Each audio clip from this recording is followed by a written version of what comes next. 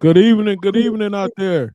How you guys doing? It's Mike Melton back with the Soberhead podcast with my co-host, my boy John Rogers. What's up, Jay? How you doing tonight, bro? I can't complain, man. God is good as usual, man. You know.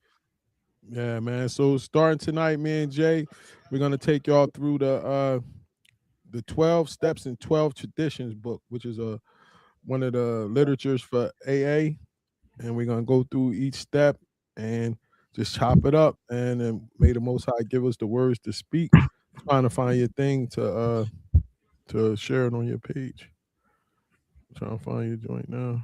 Share it on your page. It ain't coming up. Hold on. You know I'm kind of blind when it comes to that. The joint ain't coming up. I don't know why. Hold up. All right. Almost there. I think I found you. I keep picking the wrong name. I had too much coffee today. And I said I went back to it. I said I wasn't gonna go back to it. I went back to it. All right. So let's get at it. Step one.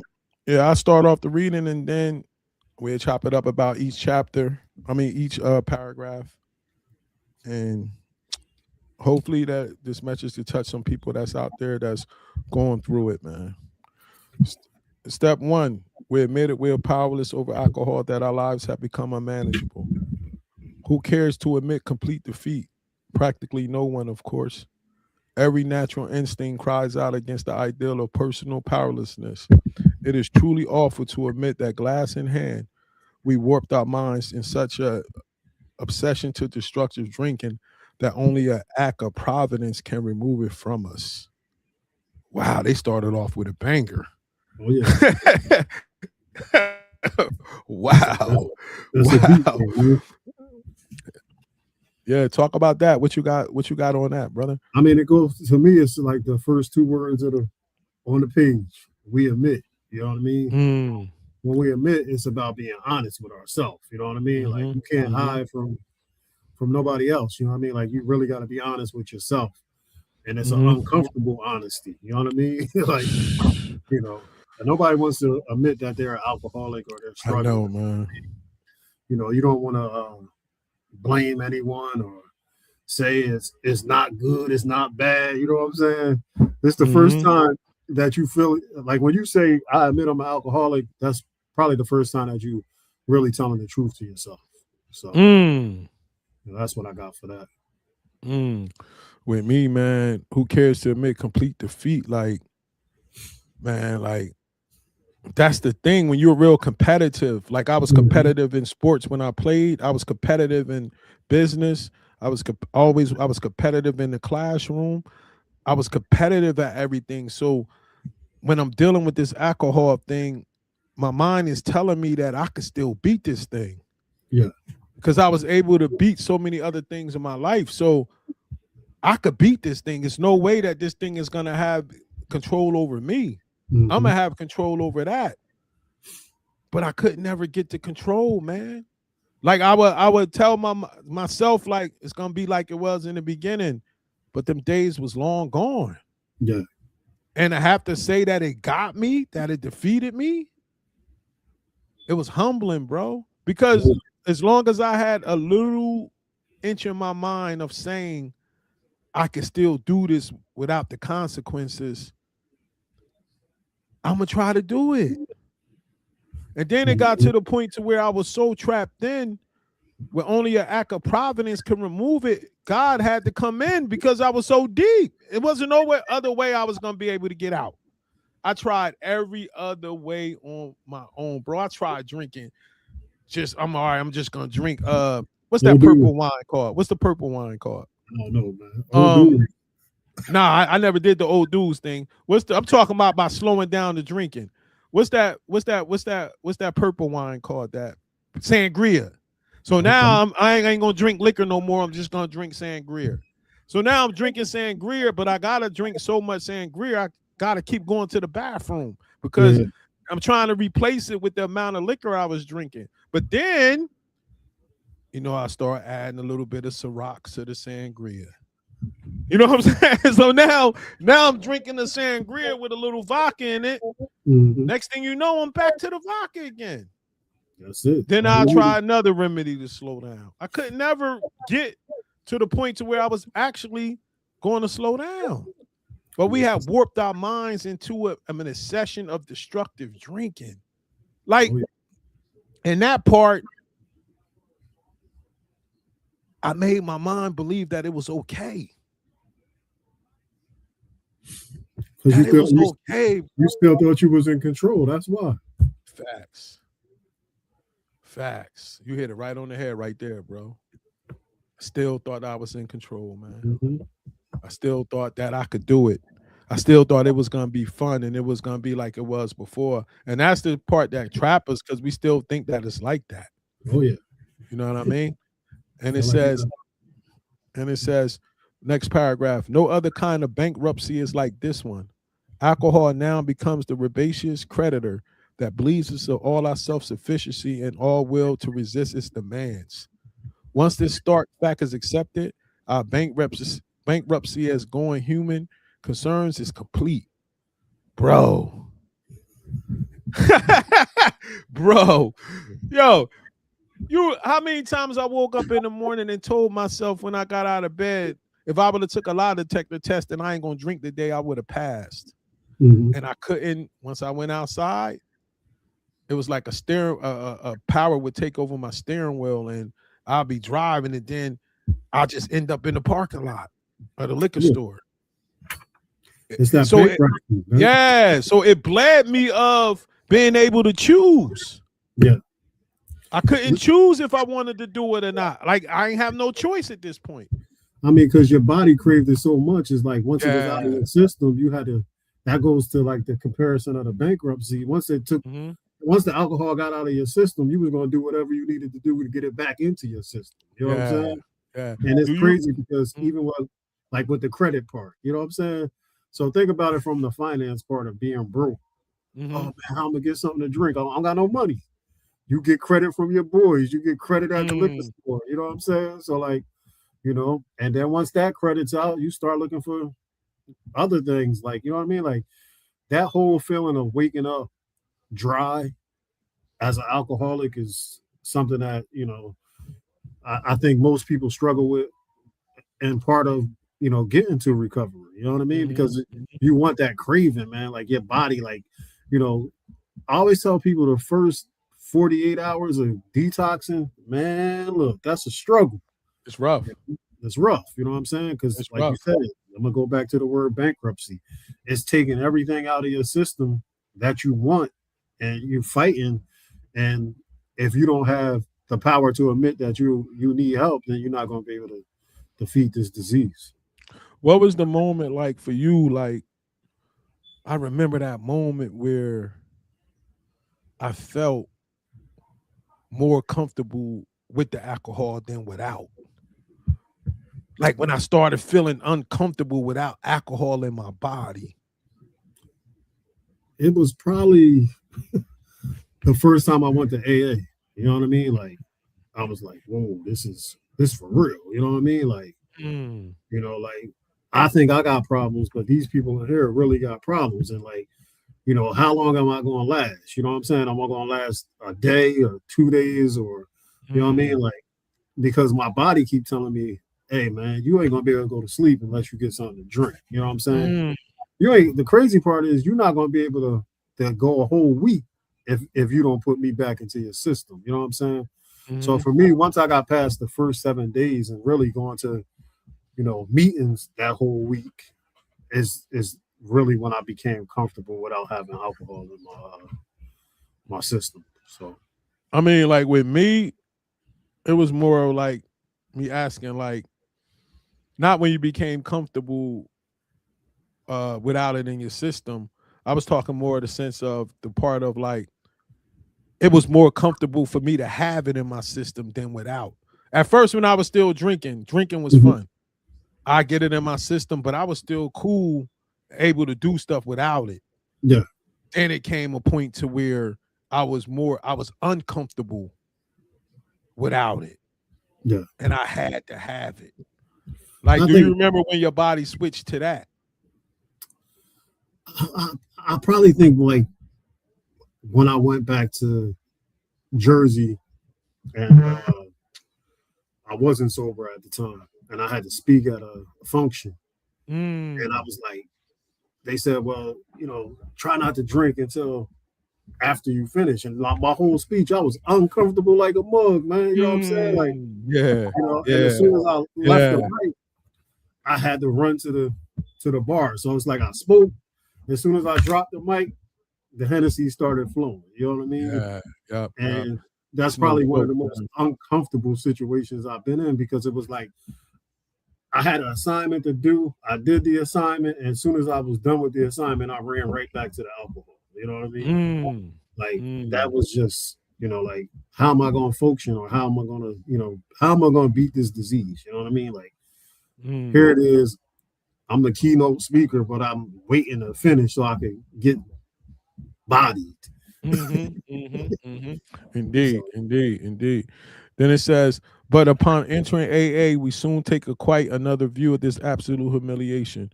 We perceive that only through utter defeat are we able to take our first steps towards liberation and strength. Our missions of personal powerlessness finally turn out to be our firm bedrock upon which happy and powerful lives may be built. Man, when I think about the gift of desperation for that bottom, man. Yeah. I was in that basement in Trenton, man, Stuyvesant Avenue, living down at the end of Stuyvesant, and went down to my basement and got on my knees and cried out, either God help me or take me, man. And so a night that I thought was the worst night of my life, one of the worst nights of my life, was actually one of the best nights, because that's when it was over. That's when I surrendered. You know what I'm saying? And they talk about how we have to get to that point in order to be able to try to do this, because any way I thought that I could still keep digging a little more, I would have kept trying, man. Oh yeah. I would have kept trying, man. Just imagine how blessed we are that he gave us that gift of desperation. You know what I'm saying? Like, I don't take that for granted, bro. What you got on that? Crazy. I mean, you go back to like the powerless part, you know what I mean? Like, or as you say, the desperation for me, was living on the third floor, gated community, pool outside my balcony, looking over the balcony, like I'm about to jump off this balcony. You know what I mean? Because I just can't, I can't take it no more. You know what I'm saying? Like, I don't know what to do. You know what I mean? So it's funny because when you think about being powerless or desperate, it really doesn't mean weak for that moment. The powerless when you're dealing with alcohol is basically saying you cannot control your life once alcohol comes in the picture. You know what I'm saying? Facts. If I go back and think about some of the things and the decisions that I made while I was drinking, I had no control over that situation. You know what I'm saying? Like, the alcohol was always the one in control, whether I was being unfaithful to a female or, just, doing stuff I ain't have no business doing. That was the powerless. You know what I mean? And when I started, I used to be like, yo, man, all I need is, all right, I'm gonna slow down. I'm gonna have one drink. You know what I'm saying? That was my mindset. I'm gonna have one drink. One drink turn into a 12-pack. You know what I mean? Facts. I'm gonna have one shot. You know what I mean? One shot turn into a bottle. You know what I mean? I'm gonna only drink on Monday. Monday turned into Monday, Wednesday, Friday. You know what I'm saying? Monday, Wednesday, Friday turned into drinking every day again. You know what I mean? So like that powerlessness of not being in control of alcohol, man, is, that's when I think I really hit rock bottom and said, I got to get this together, man. Next paragraph. We know that little good can come to any alcoholic who joins AA unless he's first accepted his devastating weakness and all its consequences. Until he so humbles himself, his sobriety, if any, will be precarious. Of real happiness, he will find none at all. Proved beyond doubt by an immense experience, this is the facts of the AA life. The principle that we shall find no enduring strength until we first admit complete defeat is the main taproot of which our whole society has sprung and flowered. Man, I had to get to that bottom, bro. Without that, it was over. Like it and it's a thing that you don't want to have to admit when you get there, but it's so liberating once you give up, and then you can start that journey, man. You know what I mean? But I had to get broken to get there, man. I had to get broken. So you could either comment on that, or you could pick up reading on the next paragraph. Well, I'm gonna comment on that because people don't understand what broken. Some people might not understand what broken means to an alcoholic. You know what I mean? Like, when I hit rock bottom, like my relationship was going through it. You know, whether I was with my wife, my kids. You know what I mean? You know, you think about the health issues. You know what I'm saying? Like your high blood pressure, the doctor telling you stop drinking, but you still drinking anyway. You know what I mean? The amount of money that you're starting to actually invest in this alcohol. You know what I mean? Like you get paid on Friday, you're like, oh, well, I got $300 missing on Saturday because you've been out drinking $300. You know what I'm saying? And then the emotional, you know, the anxiety of just being at work from 7 in the morning to, you know, 4 o'clock in the afternoon, just waiting to get out of work so I could go get something to drink. You know what I mean? So you talking right now, bro. That's when, you know, you really hit rock bottom. You know what I'm saying? When all you thinking about, the first thing you think about is alcohol when you wake up. The last thing you think about is drinking when you go to sleep. That's when your life becomes unmanageable. That's what it means to be broken as an alcoholic. So indeed, and I'm going to the different liquor stores, man, all around town. Like I had like 6 or 7 in the stash, and as soon as I walk in, all of them knew what I wanted. Oh yeah, you go into it on the counter. Yeah, you go on the bar, your drinks already lined up. Your Corona, your Corona, your Hennessy, and your napkins for your Black and Miles is right there. You always coming at my Black and Miles, yo. Yeah, because you was messy with them Black and Miles, man. Hey, I'm messy anyway, man. My wife still be on me about me being messy, man. That's just, you know what I mean? That's part of it, man. That's just one of my character defects. But I remember one of the most humbling experiences, man, and people that's in AA definitely will be able to relate to this, man. I remember I had so many bottles in my trash, bro, that my sister used to live. Well, I lived out in Stuyvesant, was at the end near Ewing, and my sister lived in a complex around Ewing, and I used to take the garbage to her dumpster to throw the things away because I ain't want the trash people knowing how many bottles I had in how much I was drinking. You know what I'm saying? Like, so I used to go around to the complex and throw the stuff in their dumpster because I didn't want the people that pick the trash up that know how much was in the thing, man. You know what I mean? And that's how deep it get, man. Oh yeah. You know what I'm saying? That's how deep it get. And but in our mind is so warped, like it said, we don't see nothing wrong with that. No, something wrong with you if you act, you know what I'm saying? At that time, you don't drink, you crazy, man. You don't drink. Yeah. You know what I'm saying? Like, it's crazy. Yeah, so you can pick up. Go ahead. Okay. When we first challenged to admit defeat, most of us revolt. Then we had been told that so far as alcohol is concerned, self-confidence was no good, whatever. In fact, it was a total liability. Our sponsors declared that we were the victims of a mental obsession so subduedly, powerfully, that no amount of human willpower could break it. There was, they said, no such thing as the personal conquest of this compulsion by unaided will, relentlessly deepening our dilemma. Our sponsors pointed out our increasing sensitivities to alcohol and allergy that caused it. The tyrant alcohol wielded a double-edged sword over us. First, we were smitten by an insane urge that condemned us to go on drinking. And then by an allergy of the body that ensure we would ultimately destroy ourselves in the process. Few indeed were those who so assailed had ever won through in single-handed combat. It was a statistical fact that alcoholics almost never recovered on their own resources.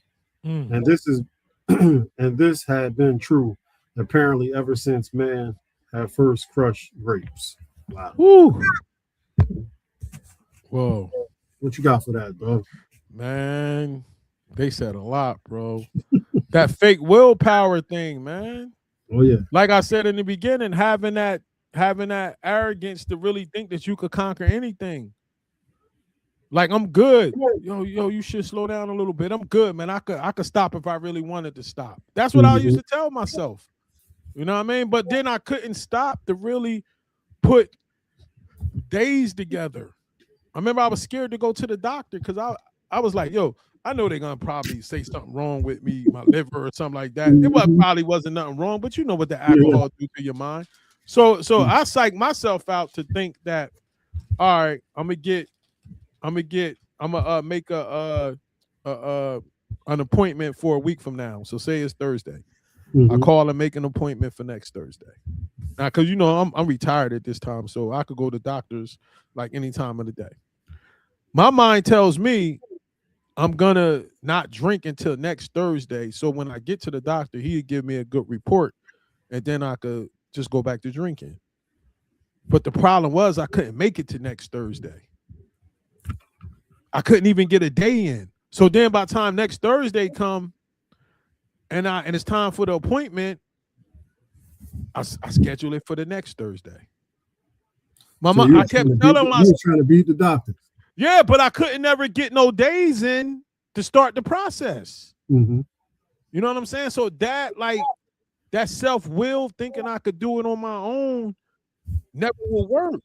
Yeah. Because I couldn't do it. Once I had to have it, and I would make any excuse to actually put the alcohol in my body. Oh yeah. You know what I mean? I would make any excuse, man. You know what I mean? So that part and the double-edged sword, man. The insane urge to go on drinking, knowing what it's doing to me. Let me ask you this question. So like that I think that's the part where I don't know how you felt after you got sober, just knowing that the damage that you could have been doing to your body leading up to, you know, trying to beat the doctor by, you know, like for me, I'll give you the perfect example. I was on blood pressure medicine and I would drink and my blood pressure would be high. I'll take the medicine and the blood pressure go down and I start drinking more. Like, okay, all I got to do is take the medicine no matter what. Yeah. My pressure going to be all right. You know what I mean? Not realizing, you know, the ultimate damage that could be done. Like, so what was that moment when you realized that, you know, this is taking an effect on my health? I didn't. Listen, what happened was, see, you got to remember, I'm going through this situation when this is going on. That's all I'm thinking about. Yeah. I'm not thinking about no health. I'm not thinking about like high blood pressure and how big I'm getting and this and that. I'm not thinking about none of that, bro. All I'm thinking about is, first, am I going to jail? And secondly, am I going to mess this trial up? Yeah. What am I going to say when I get on this stand? Those two things consume my life to the point of I just wanted to escape the reality of dealing with that. So I wasn't thinking about none of that other stuff. My ex-wife used to suggest me going to the doctor. Me, I just wanted to escape every day because I didn't know if they was going to be coming to knock on the door. Yeah. You get what I'm saying? So now once I got sober, then I started having to play catch up. And then my friends started passing away. Yeah. Remember, I got sober right before COVID. So I thank the Most High that I got sober April 2019, my sober day, April 1st. COVID came 2020. So I thank the Most High that he got me sober before that came, because if I would have been trapped in a base in a house and the only thing was open was the liquor store, I might not be here, bro. No. And that's thank the Most High for that. You know what I mean? So you get what I'm saying? Oh, like I was spiraling. I had the shakes at the end. I might not. I used to be trying to drink coffee, and my hand used to be shaking, bro.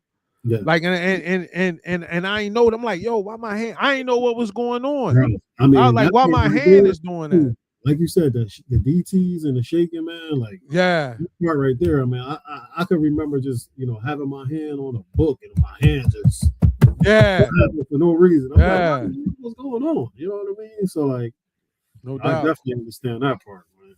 No doubt. What you got for that, John? I mean, for me, it's that it ultimately will destroy your life. You know what I mean? So like that part right there, I could bear witness to. Like, I've lost some friendships. I don't hurt some people. You know what I mean? All due to the struggles of alcohol. You know what I'm saying? Like, we starting on step one, and as we go further into the steps, that's when my life began to change. But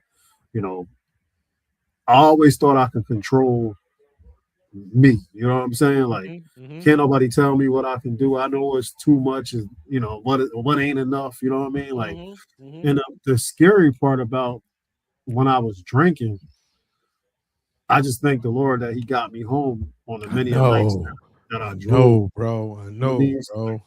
The fact that I was drinking, not only drinking, I was drinking and driving. You know what I mean? Yeah, man. Sometimes, bro. I would go somewhere and be tore up, and then my kids would be in the car with me. You know what I'm saying?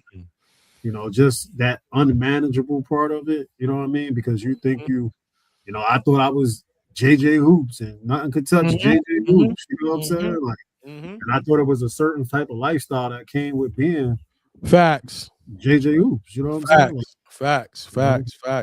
He definitely guided the will for me many nights, bro. Yeah, you know what I mean? So like, he definitely got there for me many nights, man. I thank the Lord for that, man. But indeed, man. I mean, that's what I got for that. So all right, go ahead. You can read the next one going into the second page. In AA pioneering time, none but the most desperate cases could swallow and digest this unpalatable truth. Even these last grapes often had difficulty in realizing how hopeless they actually were. But a few did, and when those laid hold of AA's principles with all the force with which the drowning seizures, life preservers, they almost invariably got well. This is why the first edition of this book, Alcohol Anonymous, published when our memberships were small, dealt with low bottom cases only. Many less desperate alcoholics tried AA, but did not succeed because they could not make the mission of hopelessness. That happened to me the first time I went to rehab. That part right there, like you said, I remember when you told me that you going to rehab. I could say the same thing, man. The first time I went to rehab, that happened to me. I had the money, I had the business, I had the job, I had man, I start listening to their stories. I'm like, man, I ain't like these people, man. Yeah. You know what I mean? Like I was, because I wasn't at that desperation point. I still thought that I still had it in my mind that I could figure out a way to do this without getting the consequences. You know what I mean? Crazy. I remember I almost had a DUI in down there by Tom's River, bro. I remember it. And I remember I had a lawyer that got me out. You know what I'm saying? I had to pay him a nice grip. He did his thing, got me out, reckless driving, and but I told myself it wasn't that I had a drinking problem. I just shouldn't have been by Tom's River. Yeah. You know what I'm saying? Like you know how we rationalize it out? Like, no, bro, sit down somewhere. Like you can't stop drinking. Like, I didn't. That wasn't it. I just wasn't supposed to be by Tom's River. You know what I'm saying? So that kind of thinking, man. That kind of thinking. What you got on that, John? I mean, I remember when I first went into the program the first time. I remember I going on a Friday. You know what I'm saying? Like, that probably was my first time really having an experience with the DTs and, you know, seeing all these spiders on the wall and everything else. You know, and I remember going to the meetings, you know, the morning meetings, the afternoon meetings, night meetings. And I was like, yo, what am I doing here? You know what I'm saying? Like, these people got problems. Ain't nothing wrong with me, man. Like, I'm here because maybe my family telling me I need to get help. You know what I'm saying? But I'm like, what am I doing? I ain't hurting nobody. You know what I'm saying? Like, rationalizing. Yeah, you know what I'm saying? So I'm like, yo, this is crazy. Something wrong with y'all. Ain't nothing wrong with me. You know what I'm saying? Like, you know, so I'll never forget that. You know what I mean? Like, my first time at rehab was just one of those times where I was like, I still thought I had the power to defeat this. You know what I mean? And then once I accepted that I was powerless, you know, like I said, that's when I began my journey to make the changes in my life. It is a tremendous satisfaction to record that in the following years, things change. Alcoholics who still had their health, their families, their jobs, and even 2 cars in the garage began to recognize their alcoholism. As this trend grew, they were joined by young people who were scarcely more than potential alcoholics.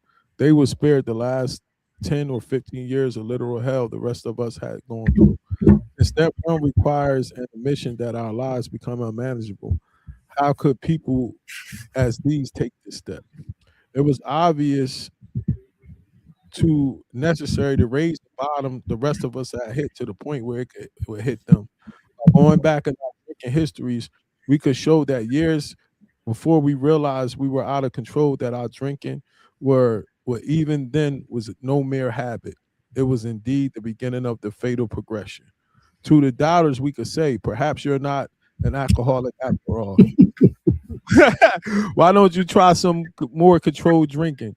Bearing in meanwhile what we were told you about alcoholism. The attitude brought immaculate practical results. It was then discovered that when one alcoholic had planted in the mind of another the true nature of his malady, that person could never be the same again. Following the spree, he would say to himself, maybe those AAs were right. And after a few experiences, often years before the onset extreme difficulties, he will return to us convinced that he had hit bottom as truly as any of us. John Barleycorn himself had became the best advocate. Man, sheesh. Man, they ain't lying. Like, once that joint sink and hit you, you're like, I can't lie. Once I read more about alcoholism chapter, right? I said, damn, I'm really an alcoholic. Like, you know what I was like, we can laugh about it now, but you know that feeling when it really hits your soul. But go back to the control part, man. Like, ain't nobody sitting there telling you, oh, Mike, you drinking too much. You know what I'm saying? Like, think about it. Wasn't people, nobody around us or in our circle was like, yo, you drink too much. You had the JJ Hoops money to pay for the alcohol.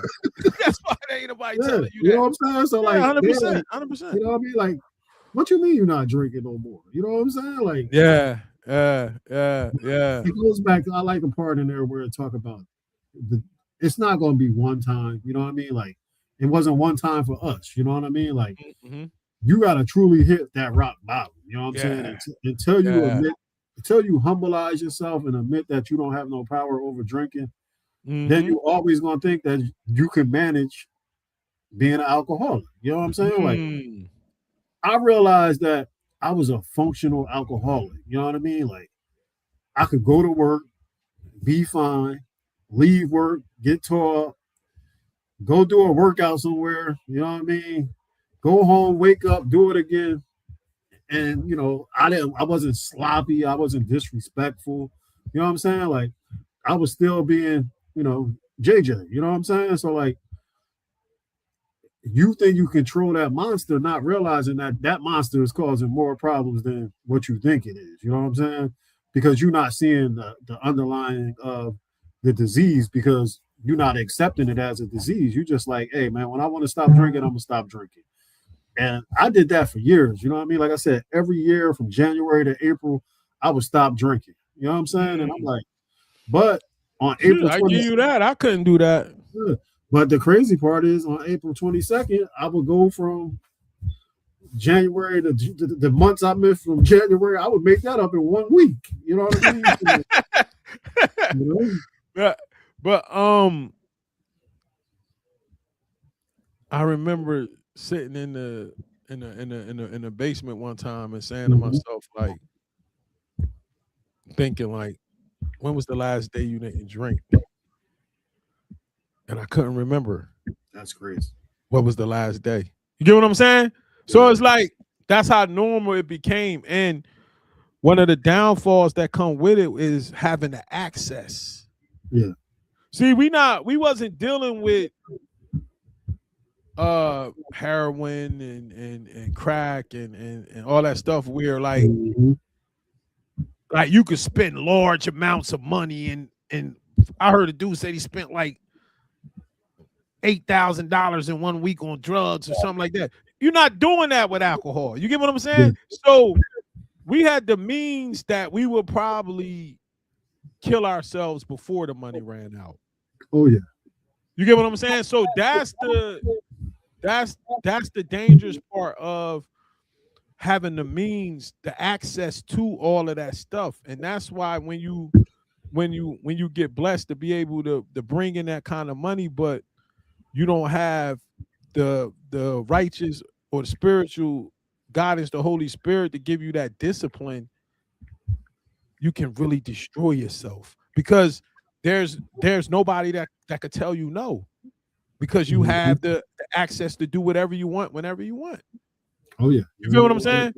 And the alcohol and the attitude and stuff, you're gonna go full throttle and you're gonna take advantage until, if God loves you enough, he busts you in the head to the white meat, and then you realize to the white meat. I got something else. I got something else to do. You know what I mean? Now the next paragraph you about to read is probably one of the realest paragraphs in this book, bro. That paragraph right there is mean right there. You know what I'm saying? So hit that joint, and then we on our way out. It's almost done after that. But hit that joint right there. That joint mean right there. Where it says, why all this? Yeah. Yeah. That's a mean paragraph. Hold on, man. I gotta get the light. Look, you see my lighting. Yo, that paragraph is mean. If you need the light, I'll read it. If you want me to read it, if you gotta get go ahead, man. Go ahead. One thing I will admit, at this age, I'm about to turn 50, I really gotta be like this to read this. I just put it on the computer and blow it up to like 150. Yeah, I gotta do that. Everything blurred. That's it. I gotta do that. It says, with all this insistence about every AA must hit bottom first. Why is all this insistence that every AA must hit bottom first? The answer is that few people will sincerely try to practice the AA program unless they have hit rock bottom. For practicing the AA remaining 11 steps means to adopt the adoption of attitudes and actions that almost no alcoholic who is still drinking can dream of taking. Who wishes to be vigorously honest and tolerant? Who wants to confess his faults to another and make restitution for harm done? Who cares about anything about a higher power, let alone meditation and prayer? Who wants to sacrifice time and energy in trying to carry the message to the next sufferer? No, the average alcoholic, self-centered in an extreme, doesn't care for this prospect unless he has to do these things in order to stay alive himself.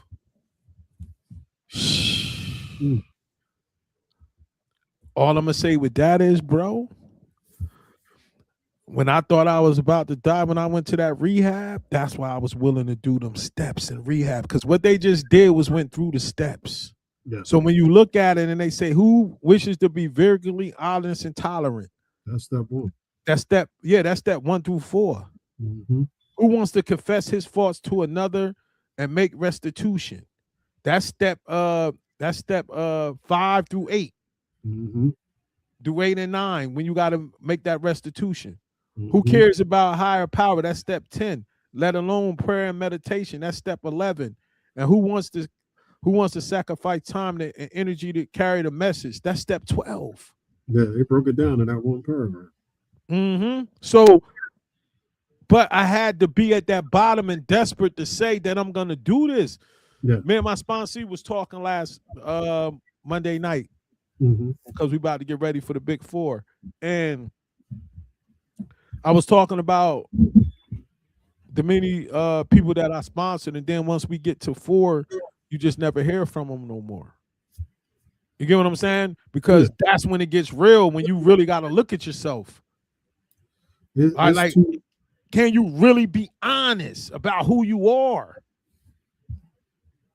That part, Jay. Like, I know we're going to touch on 4 when we get there, but they talking about it right now. Can you be really honest about what you did? Can you be really honest about what happened to you? Can you be really honest about your motives? Can you do that? That part right there is, woo. And they said you got to be willing. The only way that you'll want to do this, you got to believe it's life or death. That's it. You know what I mean? Like, you're 100% right. Not only that, you go back to the words AA. What AA stand for? Alcoholics Anonymous. Okay, so for me, I could replace that AA with one line in this that last paragraph that you wrote. Attitude and actions. You know what I'm saying? If you got the attitude like you can do everything by yourself, right? You're not going to get better. You know what I'm saying? But if you got the attitude like, yo, man, I can't control this. I need some help. You know what I'm saying? I'm going to work these steps, which now becomes the action. You know what I'm saying? You know, I got the attitude that I want to change, and now I'm doing the action of working the steps. Now my life is going to get better because I got a different mindset. You know what I'm saying? But if I still got that attitude of I could do everything and I don't need nobody, then what actions am I taking to recover? I'm not taking none because I feel like I'm still in control of everything around. You know what I mean? Like, you know what a blessing it was for me to have, that I had the opportunity to actually do the steps at the rehab. Yeah. Because I was scared and I was desperate. So I was willing to do whatever my sponsor told me to do in Florida. And I say that to say, if I would have came home and let's say I would have got 6 months or I would have got a year sober, I don't know if I would have been diligent to really be willing to confess everything to somebody. Because I would have told myself I got a year already. Yeah. I mean, you understand what I'm saying? I get that. I get definitely from being in that environment. For me, it was being in the South. You know what I mean? Like being the only Black person in that meeting. And, you know, and then somebody just telling me, you know, basically asking me, you know, how much I love, you know, my parents, my children, my wife, and then just basically telling me, hey, man, that next drink could possibly kill you. You know what I mean? So like, you know, and then like you said, once you get involved with the sponsors, the sponsor part was funny to me because I was like, hold up, now I feel like I'm a ball player, like I'm the first round, like I'm the first draft. You know what I'm saying? Like I got all these cats coming at me, like, yo, take my number, take my And I was like, okay. And I remember I hooked up with this older guy, and you know, like he gave me everything. You know what I mean? The big blue book. You know what I'm saying? CDs, everything. So I was like, I ain't have no excuse after that. You know what I'm saying? And then the fact that, you know, when I started the journey, I started it by myself, but I was like, yo, I didn't, you know, hurt just me. You know what I'm saying? So I was like, hey, man, let me ask my wife if she want to come to AA with me. You know what I'm saying? Like, and it's, you know, I think about it like this. I went to AA with my girlfriend and I got sober with a wife. You know what I'm saying? Like that's how deep it was for me. You know what I'm saying? Man, this how you know God is real and he don't care about color or anything like that, man. The person that took me through the steps and helped me get my spiritual awakening was a young white man that I probably would have walked past every day and never thought that we would have anything in common. Mm-hmm. That's let you know how spiritual this thing is. This person I probably wouldn't have even had no kind of conversation with, or anything. You get what I'm saying? But when he looked me in my eyes, when I asked him why the other people was quitting, and he looked me in my eyes and said, "Do you want to feel better? You got to do it. You got to do 4 and 5." And when we did 4 and 5, man, and that spirit came in me, bro, it was like, wow. It's crazy. You get what I'm saying? But if it was a lineup of people, let's say a lineup of 5 people, and I had to choose the person that was gonna bring me, that was gonna help me get to God, I probably wouldn't have chosen, bro. Oh, yeah. If I had to choose the person who was gonna do it, you get what I'm saying? I wouldn't have walked. That's why you never know who I was. Man. I was like, I thought I was at the Ku Klux Klan rally. I said, nah. You know? Oh yeah, you know when you go in there, it ain't gonna be that many of us, but you gotta want it. But that part right there, what you just said, man, you gotta have to want it. Yeah, you have to admit that you can't do it by yourself. That's number one. You know what I'm saying? And then you gotta go after it just like you was going after the alcohol. You know what I'm saying? Like, and when you close your eyes, especially at some meetings, and just listen to people talk, you see yourself. Like, he sounds just like me. You really, I mean, that part right there was like the most. I was like you said. So that's when it becomes universal, and you can't. Really you can't put a race or we still go to meetings and it's John alcoholic. You know what I'm saying? And you know when you hear somebody. And you know when you hear somebody say something, you be like, "Damn, I would have did that too." Yeah, he just like me, man. He just like me. So I'm gonna finish this last paragraph. I was gonna say, I like this last paragraph. Go ahead. You want to read it? Yeah. Under the lash of alcoholism, we are driven to AA, and there we discover the fatal nature of our situation. Then, and only then, do we become as open-minded to conviction and as willing to listen as the dying can be. We stand ready to do anything. Let me sound like one of them preachers now. We stand ready to do anything which will lift the mirrorless obsession from us. That joint, that's when you hit that point when you know how they say when you drowning, you'll even reach for razor blades. That's where you at when you get to that point. Like, I'll do anything to feel better, man. Oh yeah, I mean, I'm struggling with that right now. You know what I mean? Like I tell my wife all the time. I said it was a point for me. Like, yo, I always had 20/20 vision, man, and I could see the smallest letter from 10 yards, 15 yards away.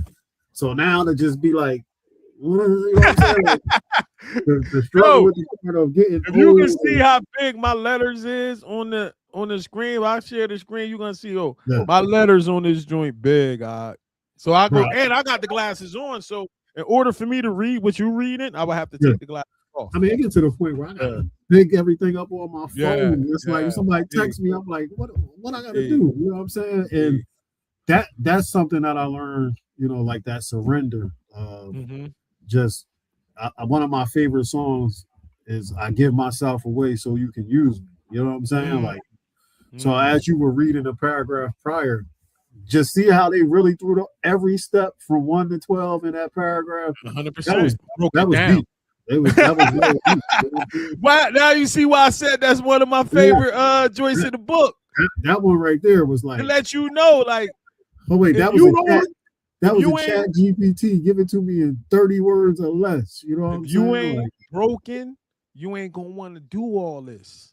But the best part is, and I hope people understand this, and our attitude and our mindset is once we went through the step, the final step is the best step. You know what I mean? Like it's your job to spread this good news. You know what I'm saying? And sometimes people ain't gonna like it. Some people ain't gonna accept it.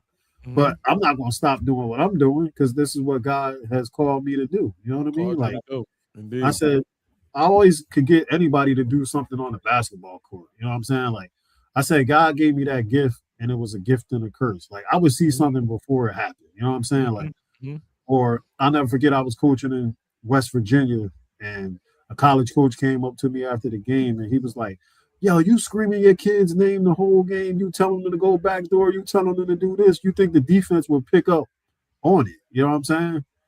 And they never did. You know what I'm saying? So if I kept saying, "Pass the ball to Mike," 10 minutes later, whoever playing Mike should know who Mike is. You know what I'm saying? But they're not paying attention.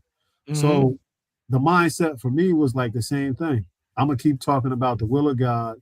I'm gonna talk about the importance of being sober. I'm gonna talk about getting to meetings, and if you do the steps, you got to pour into somebody else. You know what I mean? Like facts. I used to always tell you my sobriety ain't about me. You know what I'm saying? So me going through the steps of my sponsee now was taking me through it again. And I'm reading that stuff and it's pouring in, man. Like one of the things I say, like when you actually working with people in this process and you see them putting that work in, man, it just, you see like the Most High just working, man. You get what I'm saying? When you see people that's actually sober now and you like, look at God, man. Oh yeah. You know what I mean? And just trying to be a testimony for them to see that he could take you from this point to that point. And understand that this is what he called us to do. Oh yeah. Like this is what he called us to do, man. You know what I'm saying? So next week we gonna hit step 2. You know what I mean? So our prayers out on this joint. Father, thank you for bringing us on tonight, Father. And we pray that this message touch somebody out there that's really, really struggling, Father. Or somebody in their family that could give them this session, Father. If it's your will, just have them people reach out to us in our DMs, Father, if they need any help, Father. All these blessings we ask in your son, Yeshua, how much in our name we pray. Amen. All right, my brother. All right, man. Tell the wife I said what's up, man. You as well, bro. All right, no doubt, bro. I'll see you next week. All right? Yep. All right, no doubt. Another episode of Soberheadz podcast. That was step 1. Next week, check in as we go into step 2. Came to believe that a power greater than ourselves could restore us to sanity. We were insane and we needed God to restore our sanity. So tune in next week as we go to step 2. This is Mike. Enjoy the rest of your night. Shalom.